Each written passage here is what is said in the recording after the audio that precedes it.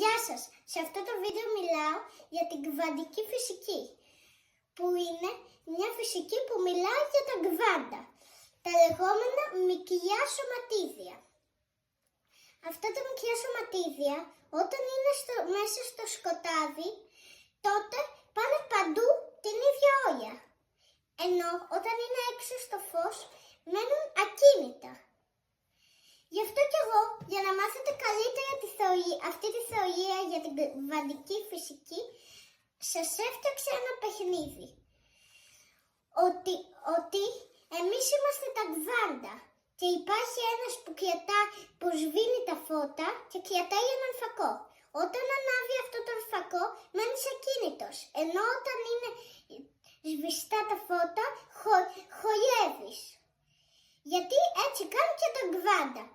Γεια σας, χαίρομαι που τα είπα.